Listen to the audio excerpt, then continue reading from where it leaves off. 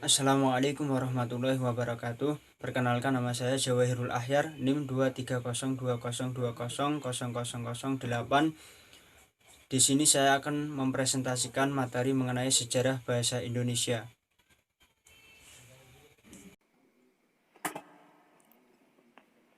Sejarah bahasa Indonesia. Berdasarkan sejarah, bahasa Indonesia mempunyai akar dari bahasa Melayu. Pada masa Kerajaan Sriwijaya, bahasa Indonesia tumbuh dan berkembang dari bahasa Melayu yang sudah dipergunakan sebagai bahasa penghubung antar suku dan bahasa perdagangan yang bersamaan dengan datangnya ajaran Islam yang mudah diterima pada abad ke-7. Hal itu dibuktikan dengan ditemukannya prasasti di Kedukan Bukit berangkat tahun 683 Masehi di Palembang, Talang Tuwo berangkat tahun 684 Masehi di Palembang, Kota Kapur berangkat tahun 686 Masehi di Bangka Barat, dan Karangbrahi berangkat tahun 688 Masehi di Jambi yang menggunakan bahasa Melayu kuno.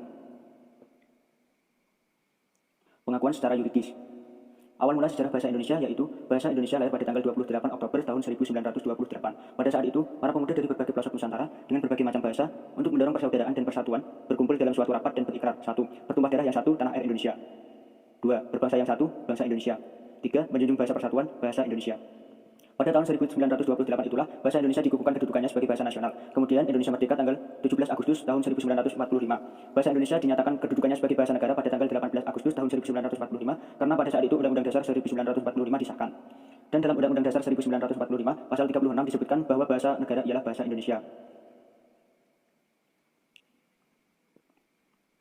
Faktor pendorong bahasa Melayu menjadi bahasa Indonesia. Bahasa Melayu adalah bahasa pergaulan atau lingua franca di Indonesia. Bahasa Melayu sederhana dan mudah dipelajari karena tidak ada tingkatan bahasa, yaitu kasar dan halusnya. Suku-suku bangsa rela menerima bahasa Melayu menjadi bahasa Indonesia. Bahasa Melayu mempunyai kesanggupan untuk dipakai sebagai bahasa kebudayaan. Tujuan pembelajaran bahasa Indonesia. Macam belajar. Ada yang belajar hanya untuk mengerti, ada yang belajar untuk memahami isi bacaan, ada yang belajar untuk dapat bercakap-cakap dengan lancar, ada pula yang belajar untuk gengsi-gengsian, dan ada pula yang belajar dengan berbagai tujuan khusus tertentu.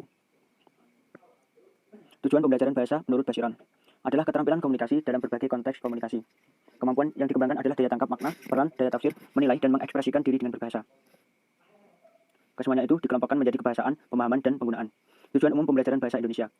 Siswa menghargai dan membanggakan bahasa Indonesia sebagai bahasa persatuan atau bahasa nasional dan bahasa negara. Siswa memahami bahasa Indonesia dari segi bentuk, makna, dan fungsi, serta menggunakannya dengan tepat dan kreatif untuk bermacam-macam tujuan, keperluan, dan keadaan. Siswa memiliki kemampuan menggunakan bahasa Indonesia untuk meningkatkan kemampuan intelektual, kematangan emosional, dan kematangan sosial. Siswa memiliki disiplin dalam berpikir dan berbahasa, yaitu berbicara dan menulis. Siswa mampu menikmati dan memanfaatkan karya sastra untuk mengembangkan kepribadian, memperluas wawasan kehidupan, serta meningkatkan pengetahuan dan kemampuan berbahasa.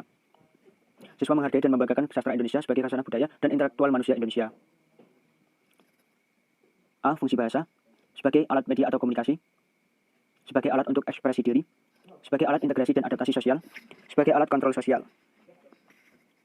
Kedudukan dan fungsi bahasa Indonesia. Bahasa di Indonesia ada 3 kelompok. 1. Bahasa persatuan dan bahasa negara. 2. Bahasa daerah. 3. Bahasa asing. Kedudukan bahasa Indonesia sebagai bahasa negara. A. Sebagai bahasa nasional. Bahasa Indonesia berfungsi sebagai 1. Lambang kebanggaan nasional. 2. Lambang identitas nasional. 3. Alat pemersatu masyarakat yang berbeda latar budayanya. 4. Alat perhubungan antar budaya dan antar daerah. B. Sebagai bahasa negara. Bahasa Indonesia berfungsi sebagai bahasa resmi negara, bahasa pengantar resmi di lembaga pendidikan, bahasa resmi untuk kepentingan perencanaan dan pelaksanaan pembangunan, bahasa resmi dalam pengembangan kebudayaan nasional dan pemanfaatan ilmu pengetahuan dan teknologi. B. Kedudukan bahasa daerah. Bahasa suku bangsa di Indonesia.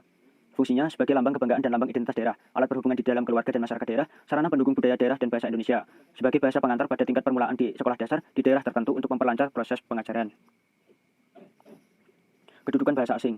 Kedudukan bahasa asing diberi batasan. Fungsinya adalah sebagai alat perhubungan antar bangsa, sarana pemanfaatan ilmu pengetahuan dan teknologi modern untuk pembangunan nasional. Bahasa baku adalah inti semua varian bahasa Indonesia. Ragam bahasa berdasarkan cara berkomunikasi. Ragam lisan perlu lawan bicara, ragam tulis tidak perlu. Berdasarkan cara pandang penutur, ragam dialek. Gue udah baca buku ini. Ragam terpelajar, saya sudah membaca buku ini. Ragam resmi, saya sudah membaca buku ini. Ragam tak resmi, saya sudah baca buku ini. Berdasarkan topik pembicaraan. 1. Ragam hukum. Setiap pelanggar akan mendapatkan hukuman. 2. Ragam bisnis. Setiap pembeli akan mendapatkan potongan harga. 3. Ragam sastra. Novel ini membosankan. 4. Ragam kedokteran. Orang yang sakit memerlukan obat. Kelemahan dan keunggulan berkomunikasi secara lisan dan tertulis. Keunggulan komunikasi secara lisan. Berlangsung cepat, sering dapat berlangsung tanpa alat bantu, kesalahan dapat langsung dikoreksi, dan dapat dibantu dengan gerak. Kelemahan komunikasi secara lisan. Tidak selalu mempunyai bukti autentik, dasar hukumnya lemah, sulit disajikan secara matang atau bersih, dan mudah dimanipulasi. Keunggulan komunikasi secara tertulis, mempunyai bukti autentik, dasar hukumnya kuat karena berupa tulisan, dapat disajikan lebih matang atau bersih, lebih sulit dimanipulasi karena bukti tulisan jelas. Kelemahan secara tertulis, berlangsung lambat karena butuh waktu, selalu memakai alat bantu, kesalahan tidak dapat langsung dikoreksi, dan tidak dapat dibantu dengan gerak tubuh dan mimik muka. Bahasa Indonesia yang baik dan benar adalah bahasa yang sesuai dengan kaidah. Bisa dimengerti oleh komunikan, ragamnya sesuai dengan situasi. Terima kasih telah menyimak dan menonton video ini. Kurang lebihnya saya mohon maaf yang sebesar-besarnya. Wassalamualaikum warahmatullahi wabarakatuh.